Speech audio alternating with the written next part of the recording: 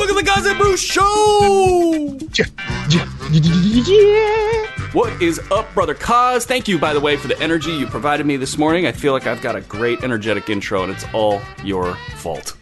That's what I'm here for. That is what I'm here for when I'm not responsible for getting the kids up. I keep all that energy to myself. And when I keep it to myself, I'm able to pass it along to my mainest man, Brewski. Well, thank you, sir. And I've been, we had the 4-hour show yesterday, which if you haven't checked it out, just go to hoop-ball.com or our Twitter feeds. Probably the easiest way, go to Hoopball Tweets, and you can see one of the links to yesterday's show. We had over 10,000 people on the platform yesterday, which was a lot. And I was just praying that the servers and the hamsters that power them and everything was just going to hold up, and it held up great. So thank you to the tech team for that. But my God, oh man, yesterday was just a lot. It was trade deadline Thursday, which is always fun. I think this year was a blast. Yes. We got a ton to go through here. I mean, just like so much stuff in the league. The league got more competitive at the top. Big trades for Toronto with Marc Gasol we'll touch on. Anthony Davis, I don't even want to say his name because I think Kaz might jump through the microphone and start ripping things off the wall. That was obviously huge. You've got some smart, subtle deals, like the smart, subtle taste of Hawaiian Isles Kona coffee, which is also powering me through this morning, and I know it's powering you, Kaz. Certainly is. That's delish. We had their logo, up on our fancy pants, graphic driven show interface the other day, and it just felt good. It was awesome, and we needed it because all of us went through the night getting ready for the morning, and we're probably, I know I've got like 3 hours sleep under my belt for the last 2 days. So I'm a little loony, but whatever. We'll work with it. Philly made a huge deal, and it was a fun deadline, and it was a fun deadline. I'm not gonna lie. I was at the computer. I had all sorts of stuff to do, and I just couldn't kind of take my eyes off it. It was a good because it started when I had to go to the bathroom in the middle of the night, and I looked down on my phone, and it was like 2 a.m, and I see Tobias Harris deal went through, so that like kind of juiced me up. You're like you can't sleep that night. Your wife's like, right. Why are you still in the bathroom, Kaz? It's been 4 hours. The trade deadline. Trade deadline, woman. It's not that other thing. So, you have these. So, first, what I liked about this deadline it started with the Kristaps Porzingis stuff earlier last week. So it really just juiced everything for an entire week. When you had the Anthony Davis stuff also acting as a backdrop, you had this great momentum heading into the deadline. And then, just like subtle deals like Fultz to Orlando, the Kings doing stuff out there, the way that the playoff chases have sort of, gotten a little bit more in focus and even like Chicago and Washington, two woebegone franchises just dealing parts in the night. With a violin playing. Overall, though, at least with the playoff teams, I felt that when we're going to get into it, I felt that all the big players that were playoff teams, made deals that were either smart or, kind of trying to swing for the fences in a good way or just subtle but really going to improve their team, which a lot of times you see just teams just trying to be relevant, making a trade just for the sake of making a trade, or just doing something just asinine, or a team that needs to do something, is desperate to do something, and there's a trade out there and they just don't do it because they're scared. But this trade deadline was none of that. It was like really like smart GMs making smart moves, and I was pretty happy about that. It wasn't smart, but we didn't see like the annual Jeff Green for a first rounder. That move never got made, though Washington should have made some move to get rid of Jeff Green or Trevor Ariza as they retool, retank, or whatever you want to call it. They said that those two were part of their core, part of their future. I wasn't talking about those. I'm talking about the playoff. You're talking about like The playoff top rung, team top rung. does something No, incredibly dumb. Washington, Washington did exactly what they did exactly that. They just, we don't need this guy, and we don't need this new guy. Let's make it happen so he can be talked about. They're interesting. They're off in the corner doing their own thing. And if you hadn't heard, I mean, it's been a week, and some folks might not have heard by now, but John Wall slips and falls and tears his Achilles. So he is out for a long time. And there are stories coming out of Washington like, this changed their trajectory of their franchise. I don't know how that could even be like the case. I mean, he was already a upside down asset with major issues, and the timeline of that franchise was completely out of whack. This maybe put the nail in the coffin for it. But that they ultimately were able to get rid of Otto Porter. We'll talk about that when we talk about that deal later. Do you think, just a real quickie on Washington, do you think that this is a situation where, in order for them to get right as soon as possible, are we looking at a team possibly buying out a max guy with like 2 years left on his contract? Like, do you see that in the future? Because I do. Because I don't know how they can ever move this thing. You're talking about a guy with all sorts of questionable behavior, off the court. You're talking about weight. You're talking about now an Achilles injury, and you're talking about leadership issues. And he's got, the last 3 years of this contract is $41, $44, and $47 million. Yeah, and is that that's 3 additional years, or is that this year and the next 2 years? I always lose track of this. This year, I believe, he's got 19. You got 38 coming next year, 41, 44, and 47. So, hell, that might be another year after that he's got. And this is just where the screen is run off. Because it must be a 5-year deal, right? So who knows what godforsaken thing he's got coming in that 5th year. Yeah, my favorite go-to site doesn't have the new contract because it kicks in. Like, this new extension kicks in after this year. And right. So somebody will tell us the answer. Statboy might return, We had the great Vince Miracle on the show the other night. Maybe he can weigh in at some point in time and let us know what we're talking about. All right, let's move on. Speaking of knowing what we're talking about, which is a totally terrible segue, Toronto gets Marc Gasol. They get rid of Jonas Valanciunas. They get rid of Delon Wright. They get rid of C.J. Miles and a second-rounder in 2024.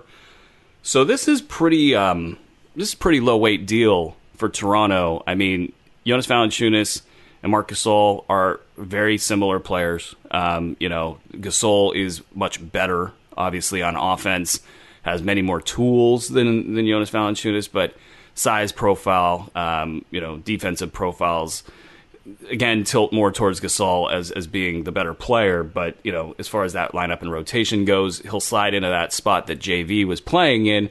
JV was playing about 16, 17 minutes per game, and that was allowing them, the Raptors, to play Serge Ibaka more at center.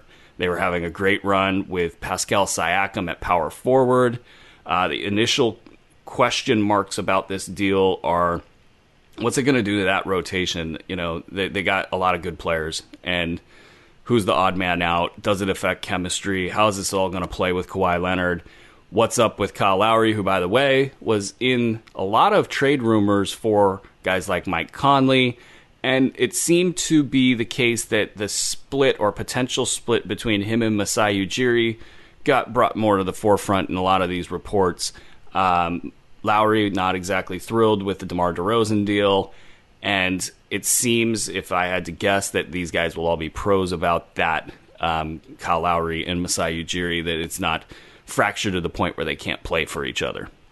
What are your initial thoughts about this Marc Gasol deal? And really, like, how does this change things in the East? We got that Philly deal that we also got to break down. The top of the East got really, really, really good here during this deadline. What was the first thing or the first few things that you thought of after this deal? I love the deal. I do. I think that they have similar size and stuff, but I think that um, I think the intangibles and the defense, not. I mean, he's not going to run up and block a bunch of shots, but just the way he positions himself, I think he's just worlds ahead. Even as an older player, I think he's just worlds ahead on defense than Jonas Valanciunas. Particularly when you're talking about playoff series that are going to be tight, where you're going to want to really game plan for specific guys and specific teams. That's where I think that he's just really going to shine. I'm not worried about the minutes for Siakam and Serge, just because I think that they're gonna, they're not gonna play Marc Gasol anymore. I don't think right now anyway. Than they're playing him. I think that they're going to ease him in. He'll get out of the same minutes as Valanciunas or less, and this is about getting him healthy and ready to go for the playoffs. Then offensively, I mean, yeah, it's Valanciunas has his moments down there on the block, but this is when you're talking about Gasol, when you're going to go to your bench, if you want to take starters out, you can really run the offense through him. Him and Kawhi together, I think Kawhi is going to love. He's never. I mean, and Tim Duncan was a good passing big man, but he's never played with a guy that can pass like Gasol.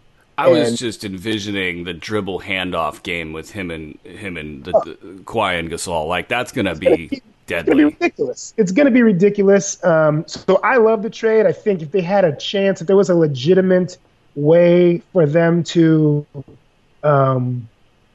get rid of Lowry, I think they should have, just because not only has he been a touch on the pouty side, but I think that I don't trust his health, and they need him. They need him down the stretch and they need him in the playoffs to be healthy. They do. How crazy would it have been if they were able to somehow swing both Gasol and Conley?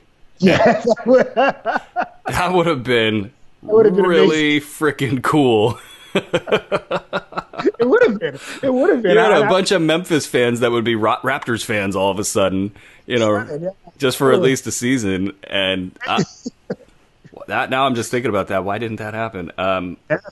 So this, okay, let's leave it to the East. Maybe let's look at Boston, for example. They didn't make any changes, and we got the Anthony Davis stuff. We got to talk about that.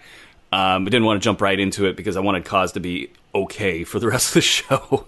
And me too, because I think this Anthony Davis stuff is absolutely absurdly ridiculous, and we'll get into that in a sec. But Boston, obviously on the other side of the Anthony Davis equation, didn't make any moves. There was nothing at all in the rumor mill about Kyrie Irving, despite the fact that a lot of people expect him and KD to pair up in New York. That's still very much just rumor mill stuff. There's nothing substantial there. But they stay pat in Boston. And so how does this change your perspective of what was previously assumed to be the top two teams in the East in the Eastern Conference Finals? We'll see. I think Boston still is,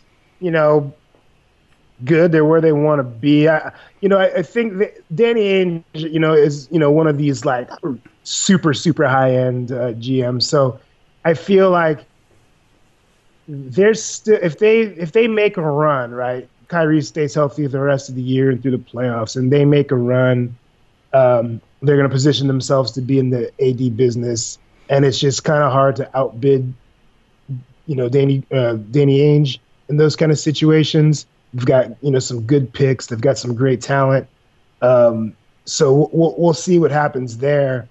And so if they can make a run and just get to the finals, position themselves that way, I think Kyrie is going to be more, apt to re-sign there because they have bird rights and he's going to, have a chance at, the biggest contract. And if things start to crack down the road, I mean, he's still going to be a young player with a 5-year deal. If they decide down the road that Kyrie's just too weird for them, and they made a couple of NBA Finals runs. They get Anthony Davis, they try to make a championship run. If it doesn't work out, and they could still move Kyrie Irving down the road. It'd just be a lot harder. But I think that they're fine staying pat. I think they're trusting in their chemistry and the fact that they're going to be healthy to keep them up top there of the East. So it's going to be interesting. Well, I mean, I kind of like Toronto going into the year. I've flip-flopped on it, just to be clear. I don't think I've had a strong position on who I liked between Toronto and Boston in a series. And I think with this addition, it makes it a lot easier for me to say Toronto. They've got so much just stuff that they can do. They got switchability. They can go small. They can go big. They've got top-tier talent. They've got kind of everything. And then when I look at over at Boston, I do look at this, and I'm going to go with you and say, like, Kyrie would be really giving up a lot, I think, to make a choice to go to New York.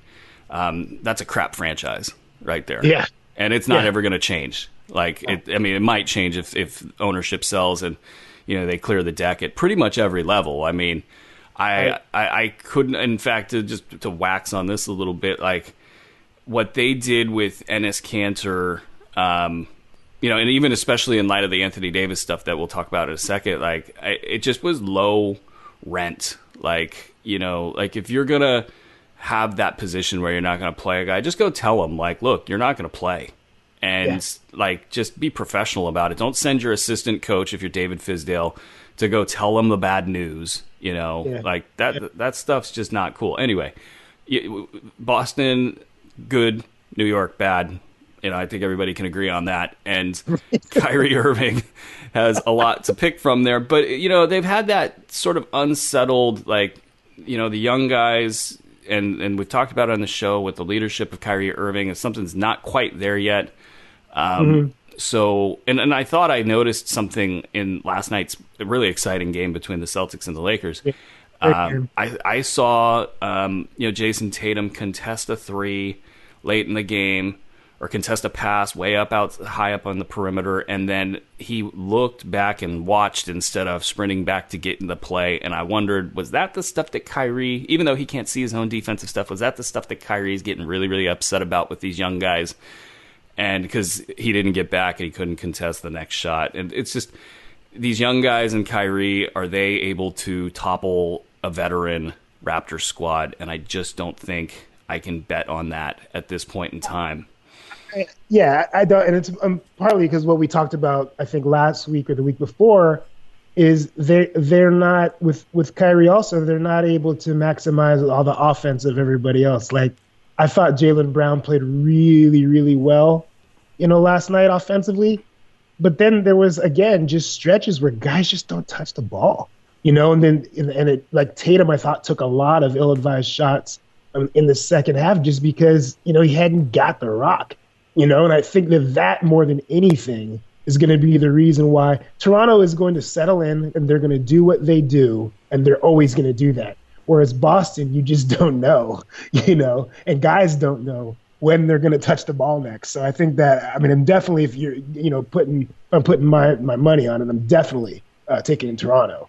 And then we're going to get into Philly here, but we're going to see how they come together too, because they also might be able to. Well, yeah, the top of the East got really, really strong.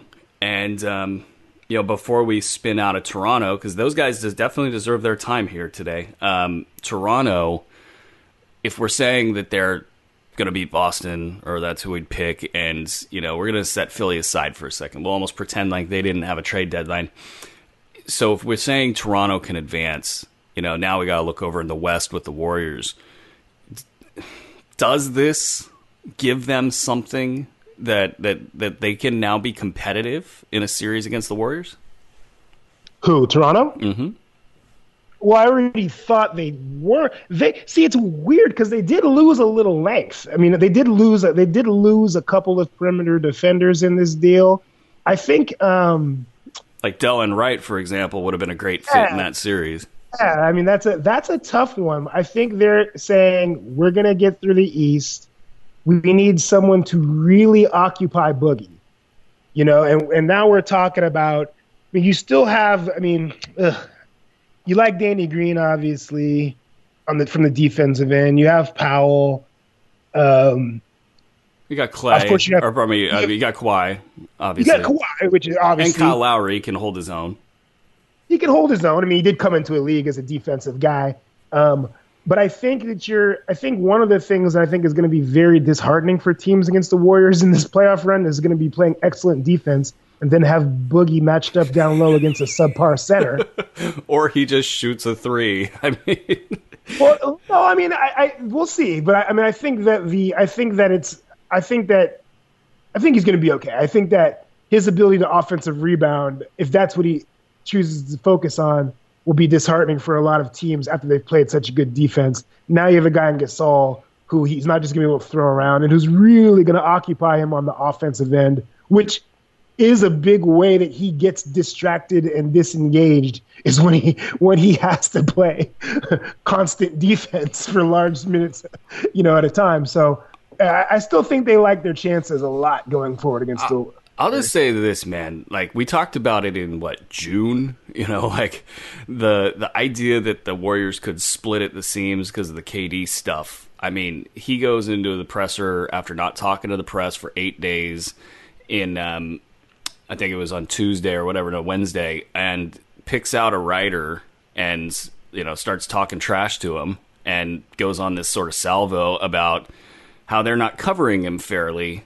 And that whole thing just, it's sort of, I when I look at this, I think, yes, they're weak in this particular area. Could they could completely implode on the court? Well, we've seen it before without Kevin Durant around with Draymond Green, against the Cavs. Could this be, the end of their current run? Yes, this team is theoretically uncoverable, theoretically unbeatable, but I would love to be able to just take future bets and bet against the spread or pardon me, take the points with whatever team, probably Toronto, against the Warriors, because it feels like if they do win it, they might eke their way through it. Yeah, I mean, they're gonna get tested. We'll get into the Lakers and whatnot a little bit later, and the Kings as well. I mean, they're not going to be excited about having to face, even without making the James trade. They're not going to be excited about seeing the Lakers in the first round, or Sacramento for that matter. No, Sacramento's played them tough this year. Yeah, those are not going to be cakewalk first round. And they got Harrison Barnes now, so watch out. Yeah, so I mean, there are chances of that. I mean, I don't know. I'm not too concerned about you're still pretty much. I'm not concerned about Kevin Durant. He's just kind of weird, and it's kind of funny. Like, I agreed actually with a lot of what he was saying, but I think it's always funny when these guys go on these things and they don't see their role in it whatsoever. Like LeBron was talking. He went on his Twitter post about guys about Harrison Barnes getting traded, and you're gonna treat a guy like that and all this stuff. It's like, dude, you're actively trying to trade your own teammates right now. Did you see that picture of him where it was LeBron at the end of the bench, 4 empty bench seats, and then his team? You were talking about, LeBron gets the biggest pass for all that stuff, by the way. Yeah. What are you talking about? You are actively, as we speak, trying to trade your own teammates as a player. That's why this deadline was so great. The absurdity of some of this stuff was just so off the charts. And yeah, I was watching that, I think, no, not live. I was getting the blow by blow from Twitter of Kevin Durant going after this writer and going after the media in general. And I was like a lot of people, and like you, I was nodding my head in agreement on certain aspects of it, but then thinking, look, man, you signed the deal you signed. That's basically short-term deal. And this is the bed you made. This is the business you joined. This is come on now, don't be obtuse about this. But at the same time, the way that these guys get covered is definitely, it's not great. I think that because the way this industry is set up, you've got, obviously clickbait that everybody wants to run with. There's aggregation, which can distort messages. There are, there's now one big company in the athletic that's trying to bring people underneath one tent and trying to make a product that people will pay for. So they have pressure on them, to create a story. And, not to get into the inside baseball of all that, but, there are some things that probably would aggravate Kevin Durant as well as other players around the league. So he had his little moment. But I think that, whether it's he and Draymond or Draymond not quite being Draymond, looking at a contract, upcoming, Klay Thompson's future, you got a lot of different pieces there that, could spin out of control. And the fact that you can turn to a Marc Gasol, play big with the Warriors, which is nice. And then also have the horses to play small if you want to. I like the fact that would be theoretically, in my mind, a competitive series. Now let's shift over to Philly. So let's stay in the East, and we'll try to figure out the East here real quick. Philly, now they've been criticized because, as it turned out, like all these deals didn't require a first rounder except for theirs. So, and there's two of them involved. So let's break this trade down real quick. We got Philly gets Tobias Harris, Boban Marjanovic, and Mike Scott. Love me some Boban. It was just like, you gotta pair the two. They're best buddies from what I hear. And it's pretty funny. I've seen some stuff online. Tobias, they're hilarious. And like the one that really got me is like Tobias was filming Boban dancing, and Boban probably dances better than 99% of the people on this earth. How does that happen? He's a special athlete. I like him. I like Boban a lot as a player. I wish he could stay on the floor more, and we've all wanted that to happen for a while, and it just doesn't happen. He can take over games. It's fun. Yeah. It's fun to watch. And speaking of like kind of where he's landed, you just see him in these photos. There was one with Andre Drummond, and then with like Joel Embiid. He makes Joel Embiid look like a small forward when they're on the block together. A mountain, dude. He is so big. He's like tall and thick and broad. Like he is I would like to see like a thing of him and Shaq during his playing days, like maybe like his Laker years where he was really big and still really athletic. I'd like to see their size comparison. He's definitely broader. He's definitely a lot broader than Shaq. But like he's huge. Well, now he's backup center for the Philadelphia 76ers, and Tobias Harris now becomes a member of their new Big Four. They also, as we mentioned earlier in the show, got rid of Markelle Fultz. Not that he was a part of their plans. So you got a Big Four now. Mike Scott comes across in the deal, and the Sixers also dealt away Mike Muscala, who now is a Laker. After being a Clipper for 1 second. And yes. So you've got Mike Scott, who's going to play minutes in the power forward role. You've got no more Wilson Chandler, who also went across in that deal to the Clippers. So they're thin now. They're definitely thin. They're probably going to play Ben Simmons at power forward, if I had to guess, point forward.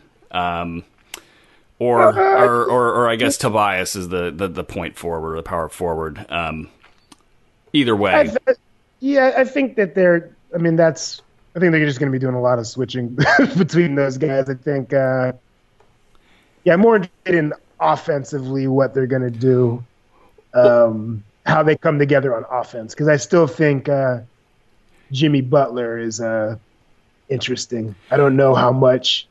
For a guy that talks about how competitive he is, and I don't know how much. You call him BS? You call him BS on Butler, aren't you? Well, I just don't know that he's a guy that's willing to sacrifice everything for the benefit of the team. And when you're adding new parts, you're gonna have to make sacrifice. And he already didn't like his role, so I think that Philly was in a way hedging their bets. If he walks, I know Tobias Harris is a free agent, but he still will be able to be paid more by Philly. Well, they just telegraphed that they're going to pay him because if you gave up two first rounders, and I guess we could use that logic with Butler as well, but things have changed with Butler a little bit. change with Butler. So I mean, what do you take a less talented player who you know isn't going to give you any drama, who's going to improve himself every season and come back with the right attitude. A lot of times a lot of organizations I think don't have the courage to say that, to be like, hey, you're great, we'd love to have you here, but we got a guy who's not quite as good as you, but we know we're never going to have a problem with him. He's going to be 3 years from now, he's going to be a much better player than he is right now, and he's going to do everything to make us win. So we'll see what happens. But I'm concerned about Jimmy Butler, though. Let's go to the lineup. We got Simmons, as we call him, point guard. Redick at shooting guard. Then you go Butler, Tobias, and Joel Embiid. They going to make this work offensively? I would, if you had to have a gun to my head, I'd say no, because I think it's just going to depend on their matchups. Their success is going to be wholly dependent on who they go up against. It really is. And I think that if they were just going to say right now, we're going to commit to Joel Embiid getting the ball, 12 feet and in every possession, then I think it'd work out a lot better. It's never going to happen. So it's a weird. I mean, this mixture of players. I almost think that they would have to like run and gun like at an extreme level to take the stickiness out of the ball, and that minimizes your best player in Joel Embiid. Right, and he doesn't have the health or really, I think, the desire to, which I just don't know why. But he's not a guy that's going to like push the opposing center enough, up and down the court. There's also the problem with, a lot of times their best ball movement, their best offense is a lot of times when TJ McConnell's on the floor. And that's just a complete, that's where Jimmy Butler, if he has to be pulled out, or even Ben Simmons for that matter, has to be pulled out because Brett Brown realizes in this stretch of the game we need really good decisions made. How does that sit with those guys? So it's funny how Ben sits at the center of that. His one thing is supposed to be playmaking for others since he can't shoot. And we're going to question his decision making within this offense because it very much is a half court offense. These guys, they need to play in the half court because of Embiid. And they're going to have a lot of sets that start off with a very capable offensive player. And, what is that? And what is that? Does it lead to the second pass, the third pass, the fourth pass? Or is it just the first shot? That's the first shot available in a major take turns offense. And that's where people start getting frustrated because they're not feeling the ball and there's not a good rhythm and tempo. So that said, now that we've sort of, for lack of a better term, I think we've pissed all over this cause. I was trying not to say that, but I think we just did. Do they have a chance now? I mean, this is a legitimately talented top five or starting lineup here. Yeah. Can they beat either Boston or Toronto? I think they're more in line to beat Boston just because of their potential offensive problems. I don't think they can. But they are.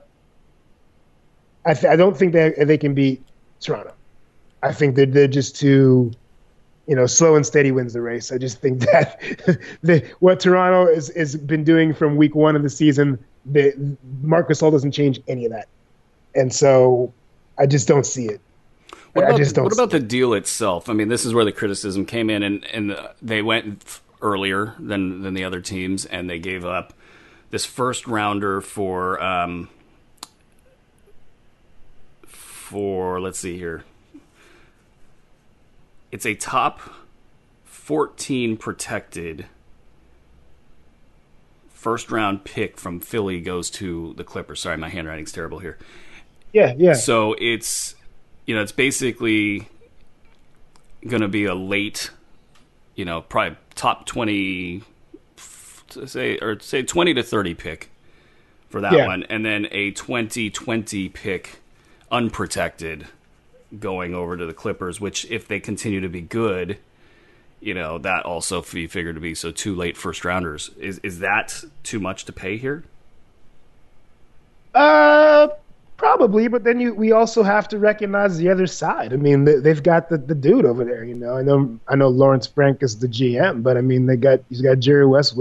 Jerry West has swindled greater minds than Elton Brand before. So it's not, like we do have to acknowledge that maybe they made this deal sound a lot better than it really was for them. But I think because they've set themselves up for their ultimate goal, which is to make the big run at, Durant, Kawhi, Clay, whoever they want. So, I think that maybe it was a touch too much to give up, but I think you also a very rabid fan base in Philly who sat through, that whole process thing, and maybe they felt that they needed to do something to.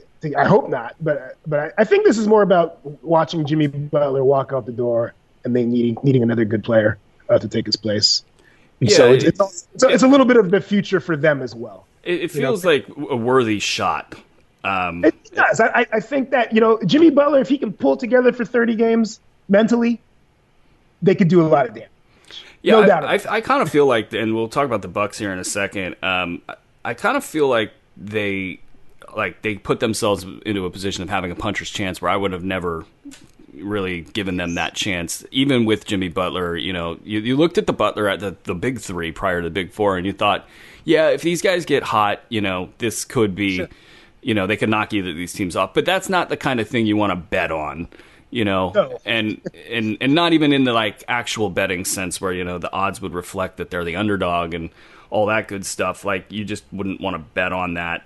Now with Tobias, I don't know how the odds will adjust, but I do feel like that, it's at least intriguing me a little bit. So that's good for them. Let's quickly hit the Bucks with Mirotic, and we'll swing over to Anthony Davis here.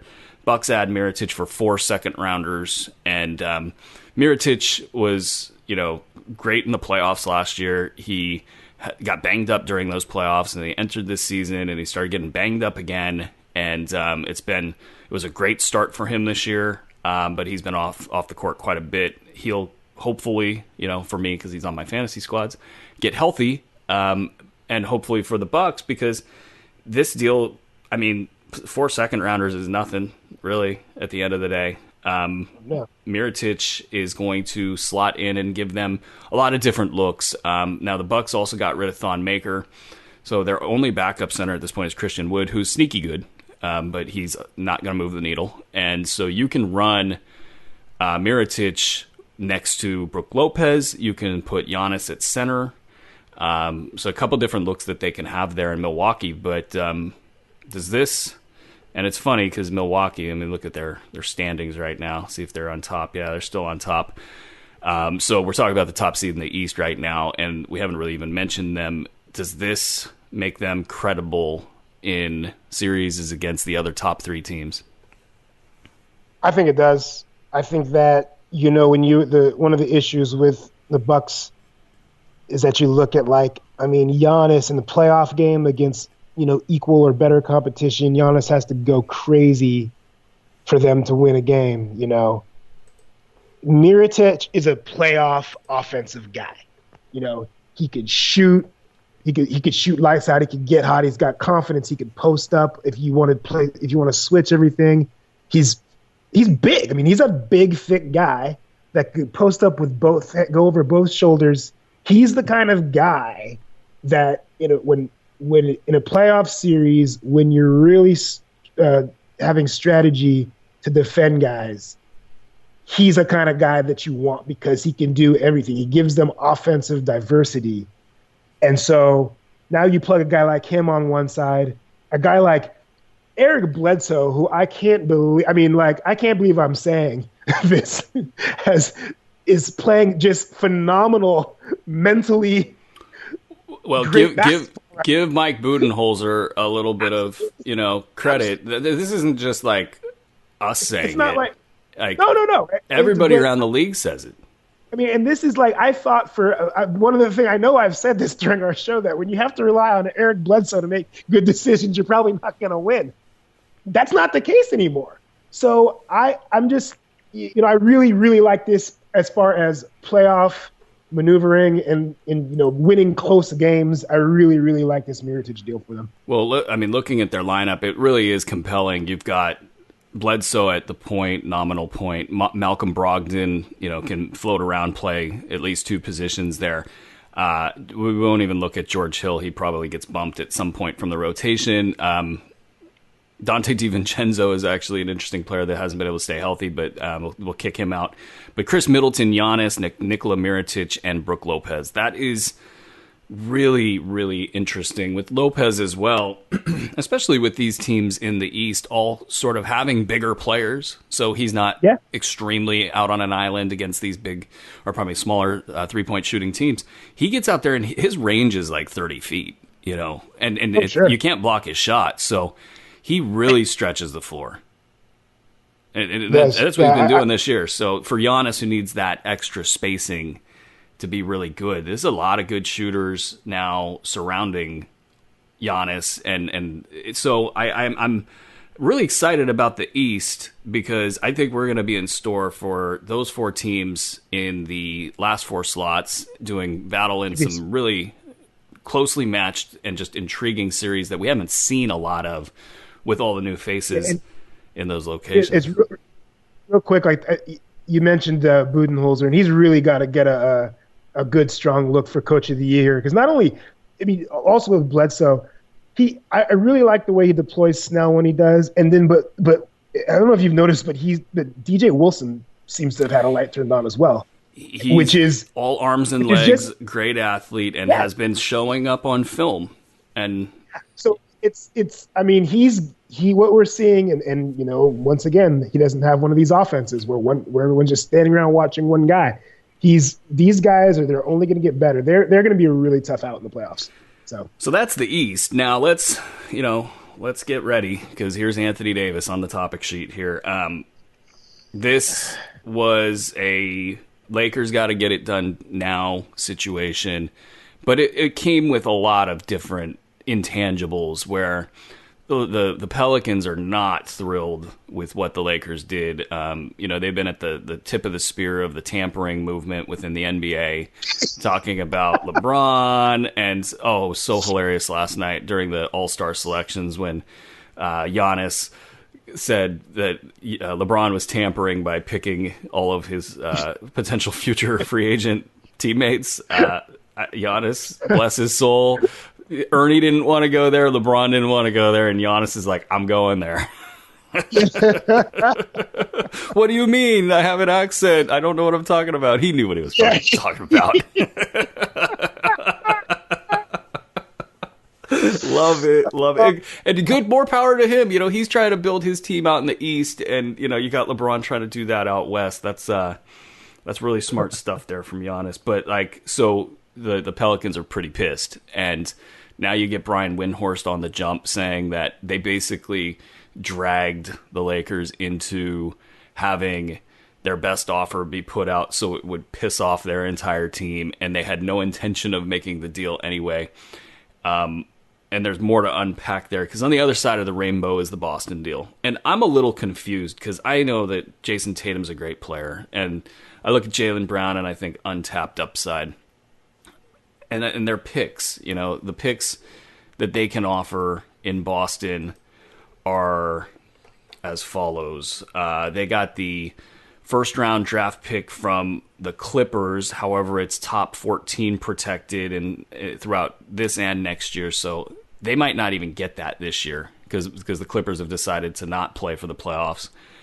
Right. They got the Memphis first-round pick, which would be very nice. However, Memphis could easily fall into the top 8 protection that this pick has, so that might not convey. It's top 6 protected in 2020, and then it's unprotected in 2021. And you look at Memphis, you go, this is a franchise that's pretty much down and out. They got ownership issues. They're rebuilding, so that's a valuable pick there. And then the 2019 first-round pick from either Philly or Sacramento, the best of the two. Now, Sacramento might make the playoffs, and Philly's going to be at the top, so that's looking like it would be the Sacramento pick, which would be a mid-first rounder. Then you got a 2020 from Atlanta that's a second rounder. That's their future pick. So I'm looking at this and I'm going, how much better is Kuzma and Jaylen Brown than say Tatum and Jaylen Brown than say like Kuzma, Ingram, Ball, whatever combo of players in the kitchen sink that you can offer if you're the Lakers. To me, I did not see the separation in the deal that a lot of other people saw. Am I missing something with that? What do you mean the separation? That Boston's deal was that much better to make, New Orleans want to wait till the summer to make New Orleans. Because right now, and we'll talk about this in a... I think they're separate. I mean, if you line up all those players, forget about the picks for a second. How about this? Rank those players. That's interesting. Go rank Tatum, Brown, Ingram, Kuzma, and Ball. I think that it's Tatum and Brown, 1 and 2. 1 and 2? So, and how close is 3? 3. Who is 3? That's 3. I don't know. It depends. When you see a guy like Kuzma who plays hard all the time and can score in different ways, but he still needs better players around him. And then you got a guy like Ingram who can get his own stuff, but what kind of a score is he going to be? An impactful scorer on a team? I don't know. I think that. So one of those guys, I think Ball is completely dependent on system and who's around him. To me, it sounds like Ingram's got upside. Kuzma's a little bit of a lower ceiling. But you know what you're going to get, but to me, to me, Brown and Tatum. Well, you were itching to talk about Anthony Davis. You're a Laker fan. You probably wanted to get Anthony Davis. What do you think didn't happen, should have happened? Where are you with this Anthony Davis stuff? This whole thing with the Lakers, this is all about nepotism and incompetence. Nepotism first by Rich Paul and LeBron, thinking that they can go over and just punk the Pelicans. They didn't need to do this like this, make it all public. First of all, they've already put out the stuff. They already cut Luke Walton's legs from under by saying they don't want him around. And Magic didn't help with that, who I'm going to get to as well. So you got, and I'm all for Rich Paul getting a chance, to be an agent and stuff, but he tried to play a game of some super agent thing, and it backfired in a completely catastrophic way. So you got one guy that's above his head in Rich Paul. Real quick before you go to your next thing, a quick search of the Lakers. I wanted to get some Lakers assets on the internet from yesterday. Just for show planning purposes, every article says the Lakers blew it. It is just a disaster zone out there for the Lakers in the press. Go on, sorry. So now let's get to the Lakers. Now you got Magic Johnson and Pelinka out there. Well, Greg Myers or Bob Myers is an agent, and he's done a good job in Golden State. So we need to get ourselves a good-looking agent. And Magic Johnson, he knows how to sell Starbucks, and he's a great player, so he could run the franchise. Those guys got punked so hard. If you went to the lemonade stand and asked the kid how much for a cup of lemonade, they said 50 cents, and you said, 50 cents, and the kid just looked at you, you wouldn't offer him $15 for a cup of lemonade. The Lakers make an offer. The Pelicans say no, so the Lakers throw everything in the kitchen sink at him. And then when the Pelicans say, we don't want that either, then the Lakers they go, we're not going to bid against ourselves. You already did bid against yourselves, you idiots. You already bid against yourself. When you put out Ingram, Kuzma, Ball picks, and the Pelicans said no, you let it sit there. You don't let the silence dictate what you're going to do. Oh, that doesn't work? Okay, how about 3 more picks? How about 2 more picks? How about Hart? How about Zubac? What the hell is wrong with you? This is like negotiating 101. They failed. Well, and the picks that they offered were not good picks, right? So, everybody talks about 4 first-rounders, 2 second-rounders. The picks weren't good. So, I get it that the picks weren't, how often does a 15 to 30 pick pan out?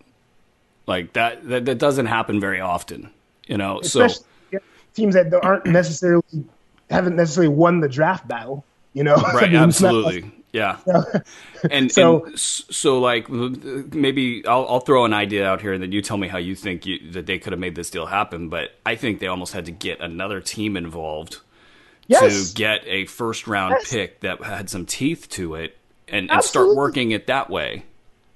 Because also you're forgetting they already got Julius Randle out there, right? Even if they made this pick, where's that put the Pelicans? It puts them where the Lakers were 2 years ago. You know, It was just I was thinking that the whole time. Like, it's literally the same team. And yes, granted, they will all be better. But like, what does that really get you? You know, and I think Randall's playing some great basketball and all that. That's fine. But what does that really get you? There was really no there was nothing that made in this deal that would, if I'm the Pelicans, that made me go, oh yeah, here we go. Let's well, do. and the Pelicans though they're not insulated from any chaos here. They're a football team running a basketball team. They've Sure. got new owner Gail Benson, you know, basically deferring to Mickey Loomis, and Dell Demps is deferring to him, and they're I think that this deal got personal. And, you know, in Oh, sure. football, they basically say, hey, player, shut up. We're going Right. to tell you how this goes and go away. You know, there's no like And the football players, amicable. the football players go away. Yeah, exactly. And there's no amicable negotiation. So, like, they kind of, especially against, like you said, Rich Paul overplaying their hand and putting stuff out publicly. We'll get to this in a second. But there was definitely an era of personal, like, screw you involved, which is what Brian Windhorst was reporting. And that stuff to me was phenomenal. I mean, the fact that the Clippers actually dragged the Lakers like that just to piss their team off. If any hint of that is true, that's just amazing. This league is fascinating all the time. They're now, so they punt on this offer, and you've got the distraction in Anthony Davis sitting there, and we'll talk about that part in a second. You're now negotiating over the summer. They better hope that Danny Ainge doesn't have another trick up his sleeve, which is now you don't have other teams to negotiate. Like, let's say New York doesn't hit the 1% chance or whatever it is to get the first pick in Zion Williamson. Like, so New York might be like off the table. You know, they're not somebody that can negotiate. Who else can provide, you know, those level of assets to New Orleans? And then keeping in mind, you know, Jerry West actually is the guy that says he'd never trade a superstar. But when you look at what superstars have gone for in these situations, like when LeBron went to the Heat, you know, and granted, there's another year on Anthony Davis's deal, so there's, you know, this isn't the LeBron situation. But when you look at like superstar returns, let's look at DeMarcus Cousins. You know, Buddy Hield has turned out great, but at the time he was really struggling. Nobody had a lot of faith in him, and they didn't get much back in Sacramento for DeMarcus Cousins. So the what if Ainge has some tricks up his sleeve and they don't get a lot of return? Or what happens if now that they've agreed to play him, he gets hurt? And this is the most fascinating part of this to me. So Anthony Davis is hell-bent on playing. For what reason, I don't know. All he can do is sort of ruin things for himself. But the Pelicans have not been a good franchise through this at all. You know, dating back to however long you want to look back. They now have put themselves in a position where they're going to play Anthony Davis because the league got in there and said we don't want our star players sitting, and I find that to be just absurd. What a mess! Like what? I mean, what if he gets hurt? I'm just shocked at this. Like, you can't make a trade demand as a player, and now you've effectively told this franchise, I am worth nothing to you except in a trade. Now I want to go out there and put myself at risk as well. And the league is going to come in there and tell them that they got to do it?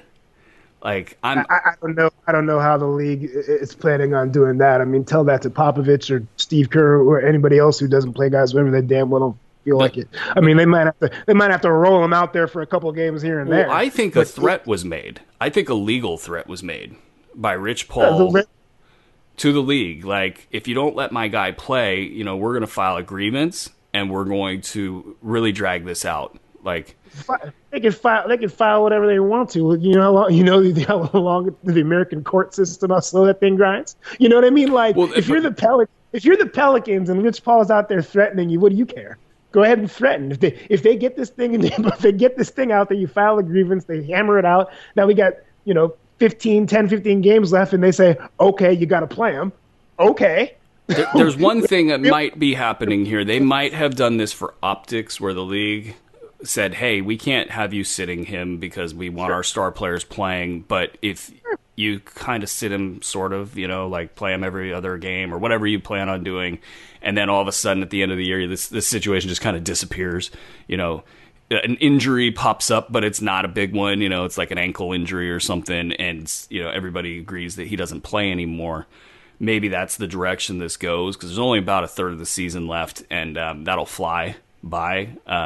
But still, like the Clippers, or probably the Pelicans, according to I'm blanking, I think Scott Kushner out of the New Orleans Advocate, he reported that the league definitely heavily influenced this decision to allow him to play, and it was used as a threat by the Paul camp against the Pelicans. I thought they were basically saying, look, we're going to make this as uncomfortable for you guys as possible by putting him on the court. Look, this is Rich Paul grasping at straws, trying not to look like a punk. If this is all true, right? That's all this is, because you already got punked hard, and you want to be super agents. Now you're like, I'll show them. I'll get the league involved in it. Just stop, dude. You're playing. You're not playing with the same big boy pants as everybody else right now. Just stop. So this brings the Western Conference playoff chase into immediate focus. We got a few other deals to spin through here, and we know we're going to go a little long on this show. So strap yourself in. One last thing though on this. I wasn't done with the nepotism. Yeah. Get everything out off your chest, Kaz. Last but not least, Jeannie Buss and Jim Buss before too. But I'll focus on Jeannie since she's the one in charge right now. You had a chance to bring Jerry West back home to the Lakers when he was done in Golden State, and you wanted to make your own way. You wanted to show that we can do it too. We're the kids and we can do it too. And you could have brought Jerry West, who would have loved to finish his career right where it all started for him, and you chose not to. And this is what you get.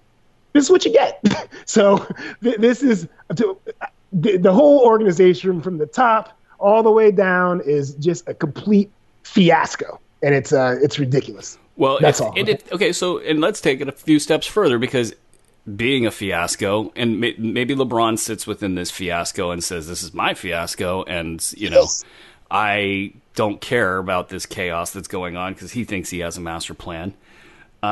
You did see the picture of LeBron in 4 empty seats and then the rest of the team. And now they're going into this playoff chase. And the West got really interesting because it's basically a 9-team race now, with the Spurs being one of those teams and really being just completely, once again, playing over their head. 32-25. They just lost Derek White to plantar fasciitis. It doesn't sound like he's out really long, but he's got a history of injuries. It's a tough injury. Yeah, and it's not a nothing burger. It's no. And they're really not good with him off the floor. Yeah. And so, like, if there's a team that's going to fall back, it could be them. Utah seems to have righted the ship. Houston's well on their way. And you're looking at the 8-slot Clippers right now. They just basically said we're out. So you've got the Kings and the Lakers and the Spurs battling for the last 2 spots in the West. The Kings geared up. They pick up Harrison Barnes. They pick up Alec Burks. Some short-term deals, and unfortunately for Kings fans, it looks like they do want to try to sign Barnes long-term, which, that's probably a story for another podcast. But right now, especially with Barnes, I think Barnes can help cover LeBron James a little bit. Not that matters, I guess, because they're not going to play head-to-head, but the idea that the Kings could beat the Lakers and get that last playoff spot, it's absolutely in play. The Lakers now, they got to hope San Antonio really falls back and that this chaos doesn't really eat them from within, because now they've got to pivot and look at what are their moves now that Anthony Davis is probably off the table for them unless they can somehow have a massive improvement in this situation and what they can offer. I look at this team and I don't know that they can go on a big run. But what are your thoughts on their spot in the playoff chase? I think what everyone seemed to forget was when LeBron went down, they were the number 4 seed. They're acting like they were like 5 games back of the 8th, going on into this whole Anthony Davis thing.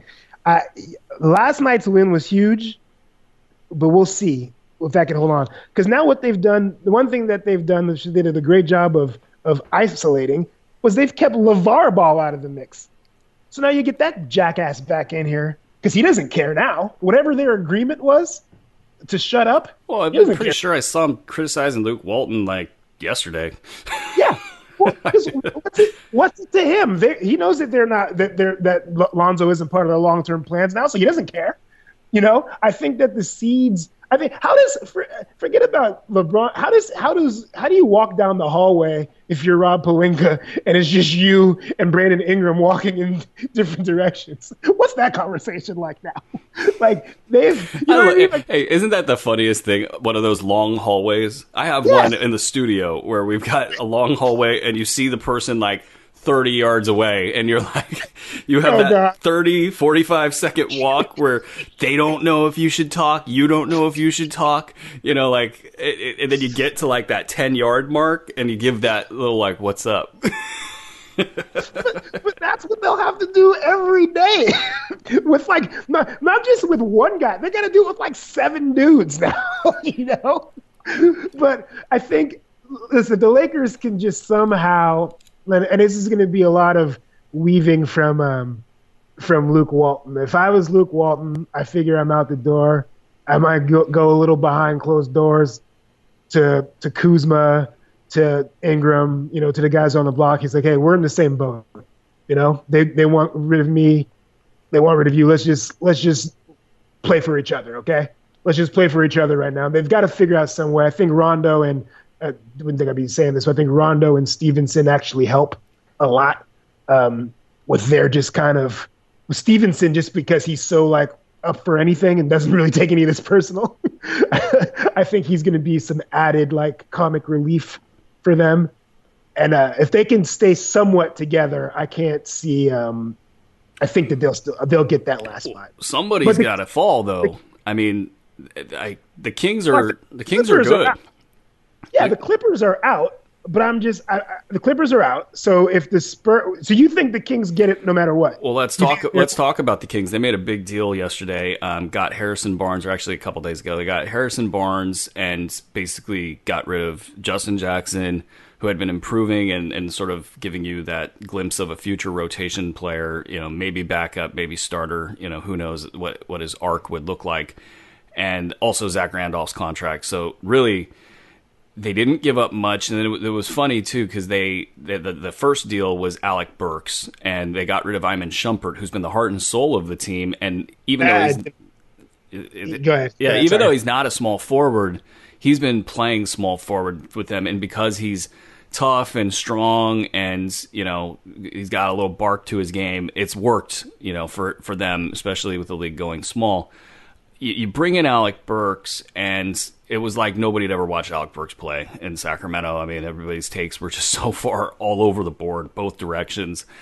And you're thinking, you already got too many cooks in the kitchen as far as ball handlers go. Why are you bringing Alec Burks into this mess? What ended up happening is they knew they were going to get Barnes, and they just kind of figured their small forward position was full at that point, and figured that if you could bolster the bench, at that rate, that you do it with, an even swap for those two players.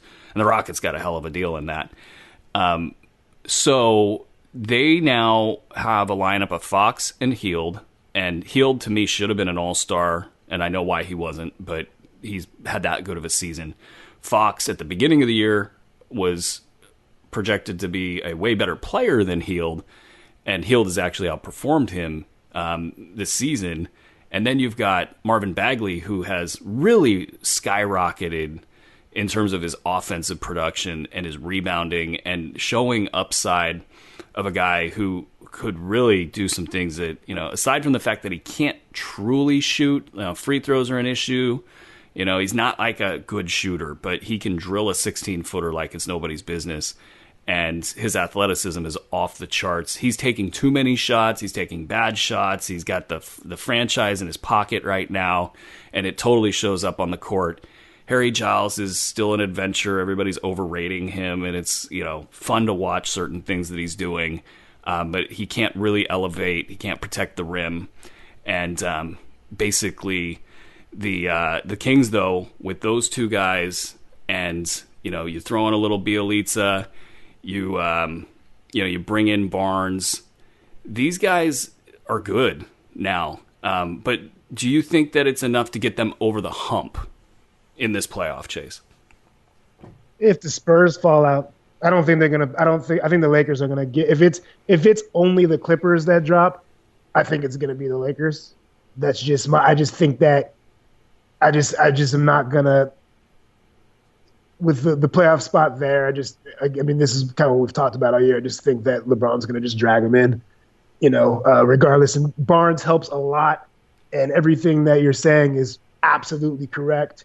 But the playoffs are starting early for both of these teams.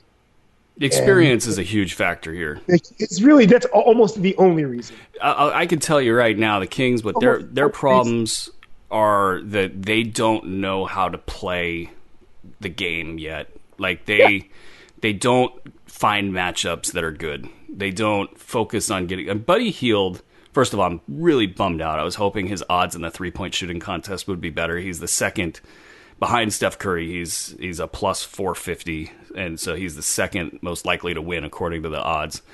His shot, if he ever gets a look, I'm just shocked if it hits the rim. It is that pure. And he is just a motor, man. He doesn't stop. Like, he just doesn't give up on any play. And it's just been a pleasure to watch that guy play. But it's kind of funny, though, because I remember us covering him in the draft. And what was funny was I wasn't sure how he was going to be. But the one thing I was sure of was that he would improve every year, because that's exactly what he did in college. Like, his work ethic, that's where I think the NBA misses the boat all the time, is they are way behind in judging guys' character, like their championship character. If you looked at Buddy Hield's career in college, it was clear that this guy went back every summer and put in tons of work. And the fact that he didn't pan out in New Orleans, that dumpster fire, who cares? You can't. That was not. So they I don't think the Kings pulled a fast one. I think they're fortunate. Oh, okay. Let's get something right. Like, they're doing some smart things now, but so much of what they've done has been like accidentally backing into good situations. Exactly. They tried to add Zach LaVine to this team. Like, they thought Jabari Parker could play small forward. I mean, the list goes on and on of things. Like, they're just dodging bullets like Neo in the Matrix on a lot of different levels. And it's funny because, and I wrote a halfway point article. It was like, if they don't mess it up, they've got upside out the wazoo. And but it's real upside, though. It's real. Like they have got those two guys. They don't ever have to address the backcourt right now. No, you're set. Okay, boom. This is what they're talking about doing. They're talking about paying Harrison Barnes long term now. And I have been going easy on Kings fans on Twitter. Like, I don't want to just completely, ruin the day. Like, what are we talking about here? He is just not that good. Does he have an opt-out? I thought they had him for another season. He has an opt-out, so he could negotiate a long-term deal. I think the number's $24 million for next season, so he can opt out of that. And he was the apple of Vivek Ranadive's eye from Golden State. They've always had their eye on him, and you wonder, how much influence he has in that situation. And this, I like the short-term fit. I really do. I think that Harrison Barnes is a great locker room guy. I think he gives them a size profile they have never had, it feels like, in the last couple of years. So they have a legitimate 3-4 that can defend that size of player, and he's going to have to fit in. Like if he thinks he can play iso ball, and that's the problem with Bagley right now. The fast break, Bagley is running down and trying to pin his man. And that's usually a good idea, right, for teams that aren't just ultra fast. But they're not the best pin downs. They're not like the most strategic. It's like every time I'm going in there and getting into the paint because I want to score. And somebody like Fox or Heald has the ball and they're looking at it and they're like, I got nowhere to operate. We got to slow down and we got to reset. And then they're in their half court where they're not as good. So, and I don't mind that I've actually watched a couple. That's a good. I don't mind that. He's taking a lot of bad shots. I would say they need to get better in the half court, which is another reason why I just. Well, here's the thing. He's really good. Like, don't get me wrong. I was down on Bagley. I think I had him number 4 coming into the draft, and when the early stuff looked really bad, I was definitely like, this doesn't look good for these guys. And I do think they should have taken Luka Doncic. I'm not, still, trying to say that everyone. That's yeah. Everyone that had a chance should have. But I will say this: like Bagley has gotten stronger, and his athleticism is really good. Like, he's done some amazing stuff. I like Bagley a little more than you did. To me, he kind of profiled like a Antoine Jameson. That's what I saw. I'm seeing almost like it's not like Chris Bosh, but like kind of like he is springy, and I think he's getting stronger. So like. And his handles are pretty good. I'm talking about their game. I think that he's kind of a breath of fresh air, and with some of the stuff he does with his hook shot and whatnot. His left is unstoppable, and people talk about his right, and it's like almost to the point where it doesn't matter that he doesn't have a right because he just gets to his spot and he's there. And the shooting doesn't bother me either, just because I think that again, when you can do something really good, it doesn't. The shooting will come if he works on it. I don't see that as a problem. He's been taking threes in games where you're at that crucial possession and you need to get a good shot, and the team is giving him the 3, and he's shooting about 25% on the year from deep. But that's again, that's their. They've got to do that. It doesn't help that they don't support their coach. So it's not, what's he going to say? Hey, stop doing it. Thank you. That's the elephant in the room in Sacramento that nobody knows about right now is that stuff is still it's a big deal. It's still not okay in that front office and in the coaching arrangement. It's going to be very interesting if the Kings make the playoffs and give whoever a run for their money because, I think they do want another coach in there. I don't think they want Jaeger in there. And that's, if Bagley's not taking the right shots, and last thing on this before we pivot out of this, when he gets the ball in isolation, it really changes the dynamic of the Kings offense, which if you're going to play run and gun, and then you're going to play in the transition break, and then you're going to try to get a first quick action, probably pick and roll with De'Aaron Fox so you can take advantage of Buddy Hield on the weak side. Those types of principles, they really just start to fade away when you find Bagley flashing into the paint and, moving to his preferred spots and you get him the ball and then things sort of stop as he sizes everything up. It's just a really interesting contrast because Bagley's very good. So you can see this, especially with Harrison Barnes now coming into the mix, an isolation player. Does this team move towards being a normal pace team is a question that I have, and I wonder if that plays to their strengths or not, or if it's actually smart to do that. As far as what, moving slower or faster? Moving at the middle of the league, whatever the middle of the league is nowadays. Everybody's running a little bit faster than they used to. The Kings' pace has been a problem for the last 10 to 15 games, and it's been the rookies. It's been the Gileses. It's been the Bagleys. They don't understand that pace is not about speed and running. It's about thinking the game faster than your opponent, and they haven't been able to do that. I think my thing is, look, it would be really, really nice if they made the playoffs, and it'd be really good. But to me, if you're the Kings, like we already said, the backcourt set looks like you got your 4-man. I'm on the belief that you roll with them, let them make their bumps early. I mean, look at Denver, who missed the playoffs last year by one game.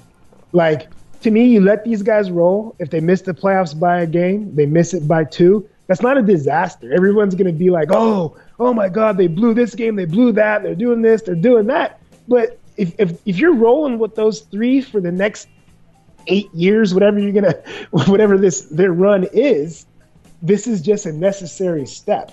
So I will definitely agree with you. I don't think that Barnes is a long-term thing. In the short, I agree, it's very, very good. But I think that they're just gonna have to figure this out, and when if it ends up that they don't get a spot, that people can't go like, oh, they blew this thing, we're never gonna be back. They're gonna be back.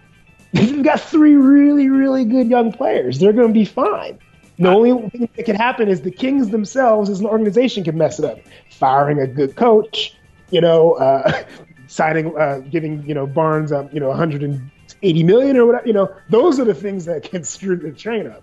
But as far as just, you can't look at it, the fans cannot look at making or missing the playoffs this year as a disaster, in my opinion. I didn't have a chance to say this in the 4-hour show, and I haven't had a chance to say it anywhere, so I got to get off my chest. I can't believe the Kings or some other team didn't pluck Richaun Holmes from Phoenix out of his 18-minute per game role that probably Phoenix doesn't understand how good he is. If you threw him on the Kings, I would be extremely optimistic about their just talent base. And I'm with you. I think if this is a 3-team race for 2 slots, I don't know if I have the answer. The Spurs have made a 20-year run of making people look bad who fade them. We got about 5 to 10 minutes tops here if we were to go really long on this podcast. The Porter deal, any words there? Porter for Portis and Jabari Parker. Yeah, this is kind of I don't know. I mean, what did either team do to help themselves? I think the rationale, and I've heard that makes most sense, is that Chicago can't get a free agent right now anyway, so you might as well get Otto Porter, in the interim. But that's, again, we're talking like unrealistic, like they're just in trouble. I don't know. Is John Paxson still in charge over there? Garpax. There was a Reinsdorf's son is taken over the organization the last year and a half. I thought I saw an interesting tweet on that. Great. More nepotism, huh? More Good. nepotism. What about Fultz to Orlando? Does that do anything for you? Well, it got him out of Philly. Listen, we were neither of us were as high on him as the league were coming into the league. Hopefully a fresh start. He's got a good coach down there. I don't know that this helps the Magic very much. I think I just don't know what people saw, pre-draft. I just don't know what they saw. So if you think that he can get back to that, I still think you're at a slightly above average player. So I just don't understand. I don't know. We'll close it on this, and we're going to talk to Mike Conley, but he's staying in Memphis. Good for him. I think he likes it there. But this idea that like Orlando needs a point guard really bad, Phoenix needs a point guard really bad. Like, do you entrust your franchise to Markelle Fultz and Tyler Johnson if you're those teams? I mean, like, Fultz is a point guard. That's the thing. Neither of them are. Either of them are. Like what are you? I don't know. I just don't understand. Like Markelle Fultz is at his best. His best version of Markelle Fultz is not a point guard. Like, what do you do? I don't know what it would have cost to get Mike Conley. I don't know what it would have cost to pluck a low end like a Goran Dragic. From the Heat, who really want to get rid of Goran Dragic. What? Like, the Heat only got rid of one player. I'm pretty sure they wanted to get rid of 3 players. And you make an offer to get your stabilizer in place in either location, and this is what you come up with. I'm shocked. You got anything else on your mind, Kotz? We got to get out of here. Yeah, I'm good, man. That was an exciting trade deadline. Great show.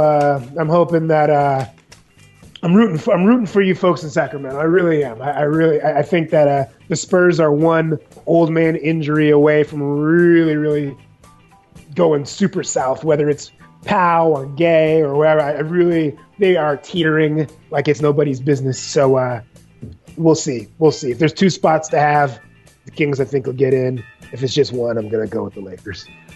Interesting stuff, as always, and thank you to the sponsors, Hawaiian Isles Kona Coffee, for the great coffee. I know Kaz is drinking it right now. I am, and we're still cooking over here. Changed my life. It really, you know what? Honestly, it has. My weekends have just been phenomenal because I've been French pressing the good stuff that they've been sending, and it's just this whole other coffee experience. It's great. Just go pick it up and use the code HOOPBALL, if I could talk, HOOPBALL, and get 15% off your single cup servings. Do it. It's 15% off for Hawaiian Isles Kona Coffee. I'm getting good at these reads, Kaz. Follow us online at www. Nope, there I go. I screwed myself up. .hoop-ball.com. Find all of our shows, find all of our other stuff, our trade deadline coverage, our fantasy stuff. Again, thank you to everybody that was on the platform. 10,000 people is a lot of people listening to us. That's just we're very honored to have that. And follow us online on Twitter. Twitter.com/KOZANDBRU show. Facebook.com/KOZANDBRU show. That one's in the books. Peace. Solid.